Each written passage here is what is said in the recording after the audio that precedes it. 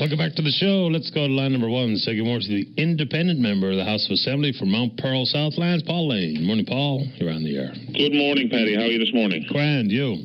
Best kind, buddy. Paddy, before I get in my subject, I just wanted to, throw out a bouquet to the Regatta Committee. It was a great day on the lake yesterday. I was down there for the entire day. Really enjoyed myself, and it seemed to be very well run, very well organized, and so hats off to them on another successful year. Yeah, here, Paul. I got a funny feeling you enjoy yourself wherever you go, don't you? I do so, but I do so. I like to have a good time. Nothing wrong with it. No, sir. Work hard, play hard, hey, bud? Yes, sir. You got me in. Yeah.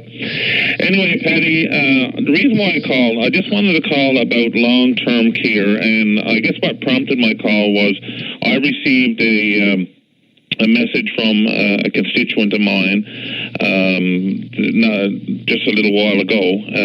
I guess she was concerned about her mother who was in the hospital awaiting long-term care, and according to her, she had been there at that point in time, I think it was over 6 weeks, she indicated, which seemed like an inordinate amount of time for sure. And she told me that in speaking to I guess staff and so on that were there, she was told that it was like at that point over 60 people waiting for long-term care. Now, I didn't want to just sort of take that third-party information and run with it. So to try to get the facts on the table, I did access the information request to Eastern Health, and as of July 27th, which is when they received my request, as of that date, they indicate that there are 32 patients in acute care beds at an Eastern Health facility awaiting long-term care. Now, of course, that's in an Eastern Health facility,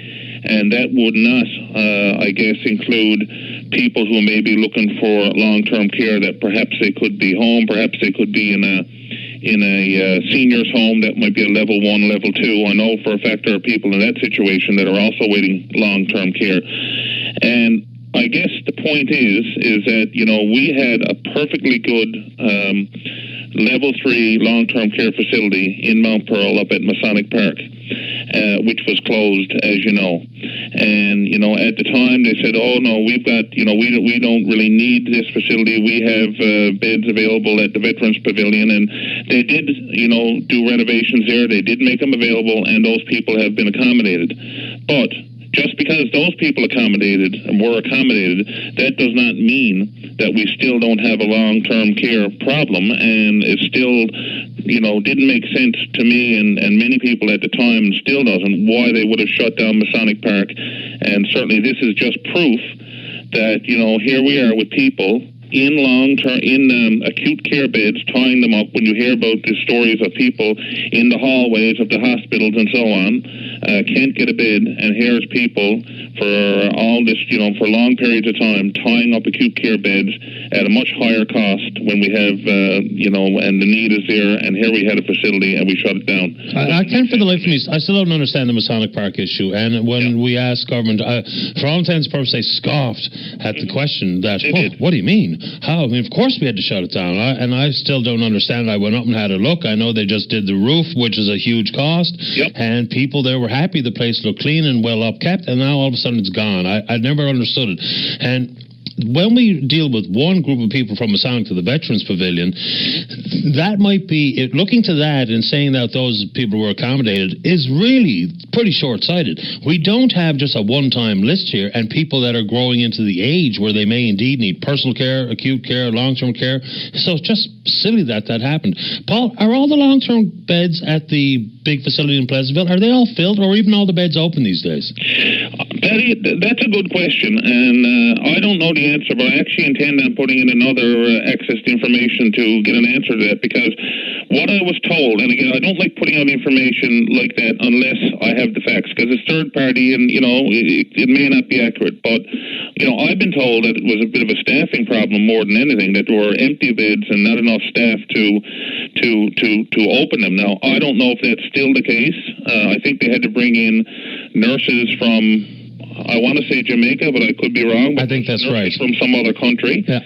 And because there was an issue. Now, whether they're all filled now or they're still empty beds, I don't know. I intend to find out. But, the bottom line is that this decision that was made at Masonic Park was done for no other reason than to try to balance the budget, or not. Well, certainly not balance the budget, but I guess Eastern Health were tasked with finding savings, and this was just a way, as far as I'm concerned, this given year to say we found some savings. But when you look at the big picture and the long term, we're saving nothing, and I think it was a flawed decision from the start.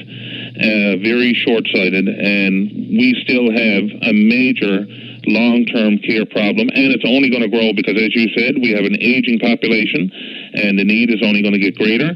And, so we shut this facility down this year, and next year or the year after, we're going to be crying for more beds. We're going to have to say, now we're going to have to build something else or open up that facility again. Makes no sense. And when we do, I'd be willing to bet my check it's going to be in the form of a P3. Exactly what was ridiculed and ripped apart by the now sitting government when proposed by then sitting government of the PCs. The P3 world is coming, and that includes healthcare.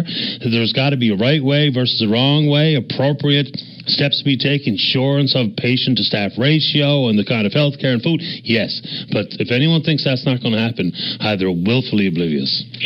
I agree. I think it's coming, to be honest with you. And, at the end of the day, people have their views on P3s, pro and con. There's no doubt about it. At the end of the day, though, I think what we have to look at is we have seniors, and they require care. They require proper care. And how we do it, I guess, is up for debate. But we just got to do it. We got to get it done, and it's got to be done properly. It's got to be done safely, and our seniors have to be taken care of. And it's in all of our best interest to make sure that happens, because guess what?